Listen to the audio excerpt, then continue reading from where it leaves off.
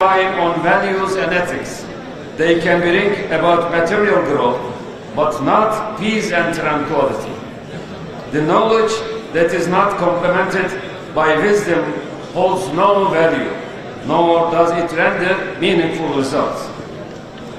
Advancement in the field of science and technology did not and will not suffice to eradicate injustices and inequalities either.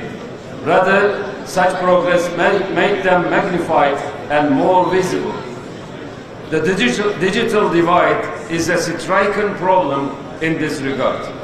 Many global South countries, particularly in Africa, are still suffering from a lack of energy infrastructure, let alone having proper connectivity.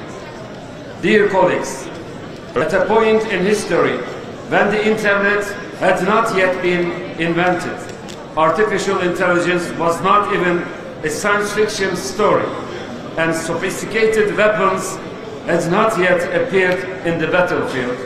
The UN General Assembly, in its resolution 3384 in 1975, proclaimed, I quote, "All states shall refrain from any acts involving the use of scientific and technological achievements for the purpose of violating the sovereignty and the territorial integrity of states, interfering in their internal affairs, waging aggressive wars, suppressing national liberation movements, or pursuing a policy of radical discrimination.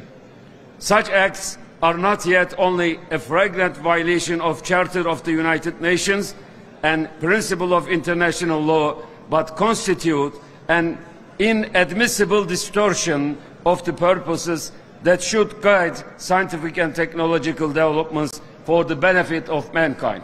End of the quote. However, today, are dismayed by the ongoing artificial intelligence-assisted genocide in Gaza. We are appalled by reports revealing how technology is being intentionally misused by Israel to conduct indiscriminate attacks on civilians. This techno-brutality, which reduces the lives of Palestinian atrocities and of catastrophic proportions and the scales of mass destruction. We have recently witnessed the booby-trapped pages being denoted by cyber interference targeting many civilians. We must firmly condemn such application of technology. This is not only a legal obligation, but more importantly, a moral one. It is also time to reflect on establishing necessary mechanisms against the misuse of high technology similar to nuclear arm control. Dear colleagues, uncontrolled aggression is now being waged against Lebanon, pushing us closer to a regional war. We must put a stop to this trend, or we risk drifting into a global dystopian autocracy. The catastrophic situation in Palestine is alarming. Tens of thousands of Palestinians have been killed. Many more were wounded, went missing or perished under the rubble. Gaza has become a ghost town. Millions have been displaced again and again. We are at the peak point of decades of long occupation, brutality, and denial of inherent interest. Israel's genocidal war against the Palestinian people must stop. The occupation and the colonization of Palestinian land, must end. All hostages and detainees must be released. Access to humanitarian aid must be secured. International Justice Court's decision must be implemented. The two-state solution is the only formula for peace and security in the region.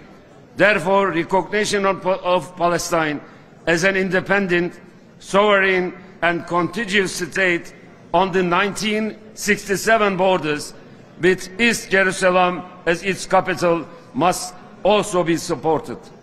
The IPU should endorse these messages and principles in order to draw attention to the appalling Israeli occupation and to make a strong call for peace and two-state solution. The IPU cannot and should not turn a blind eye for a third time on this critical issue. I therefore declare our firm support for the proposal by Palestine and Algeria aiming at bringing up an emergency item on the agenda. I call on delegates to lend their support as well. I thank you so much for your support to the Free Palestinian State.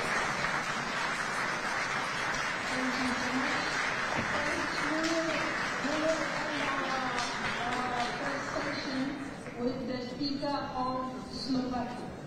Mr. Speaker, you have the floor.